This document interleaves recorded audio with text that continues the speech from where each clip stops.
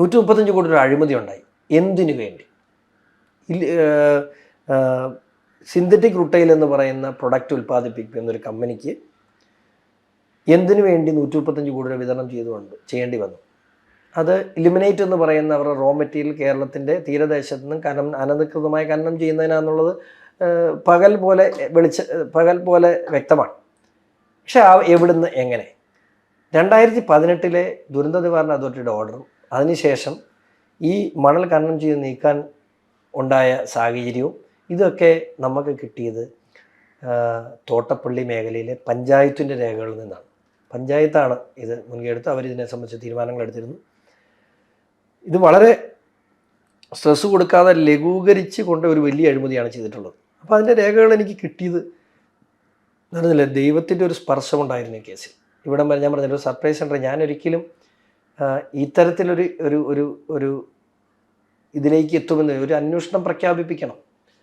എന്നാൽ എനിക്കും എൻ്റെ അഭിഭാഷകനും അല്ലാതെ വേറെ ആർക്കും ഞാൻ ഇപ്പോൾ ഈ മാധ്യമങ്ങൾ മുഴുവൻ ചർച്ച ചെയ്യുന്ന വലിയ വലിയ കാര്യങ്ങളുണ്ടല്ലോ, ഒത്തിരി വലിയ ബ്രേക്കിംഗ് ന്യൂസായി കൊടുക്കുന്ന കാര്യങ്ങളൊക്കെ സെപ്റ്റംബർ മാസത്തിൽ പത്രസമ്മേളനം നടത്തി മുഴുവൻ പത്രക്കാർക്കും കൊടുത്ത ഇതിൻ്റെ മെറ്റീരിയൽസ് അല്ല, ഇപ്പം ചർച്ച ചെയ്യുന്ന കാര്യങ്ങളല്ല, ഇന്ന കാര്യങ്ങൾ നടന്നിട്ടുണ്ട് എന്ന്. കാരണം ഞാനന്ന് കൊടുക്കാൻ കാരണം ഞാൻ ഈ പെറ്റീഷൻ കൊടുത്തതിന് ശേഷം എൻ്റെ ജീവന് തന്നെ അപകടമുണ്ടാകുന്നുള്ള സാഹചര്യത്തിൽ ഞാനിങ്ങനെ ഒരു പെറ്റീഷൻ കൊടുത്തിട്ടുണ്ട് എന്ന് ജനങ്ങൾക്ക് അറിയണം.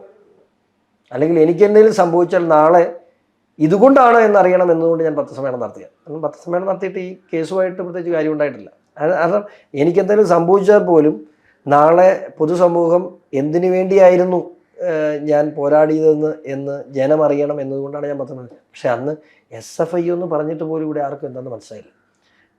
ഇപ്പോഴും ഞാൻ പറയല്ലോ, ഈ കോടതി രണ്ടാമത് കേസെടുത്തതിന് ശേഷമാണ് പലരും എന്നെ ഇവിടെ ശരിക്കും ഇതിൻ്റെ ഫുൾ ഫോം എന്നാ SFIO. അപ്പം ഇത് വിദ്യാർത്ഥി സംഘടനയുടെ പേരാണോ? ഇത് എന്താണ് സാധനം? ഈ മിനിങ്ങാന്നൊരു ചാനൽ എന്നോട് ചോദിച്ചു, നിങ്ങൾ ഈ SFI എന്ന് പറയുന്നുണ്ട്, എന്തുകൊണ്ട് EDയും CBIയും വരുന്നില്ല? എന്നോട് ചോദിച്ചൊരു ചോദ്യമാണ്. EDയും CBIക്കൊക്കെ ഒത്തിരി മുകളിലാണ് SFI. അത് പക്ഷേ അത് ആരുടെയും കുറ്റമല്ല. കേരളത്തിൽ ഇന്ന് വരെ കേട്ടിട്ടില്ലാത്ത, കേരളത്തിൽ ഇന്ന് വരെ ഒരു അന്വേഷണം നടന്നിട്ടില്ലാത്ത, കേരളത്തിലെ SFIയുടെ ആദ്യത്തെ അന്വേഷണമാണിത്.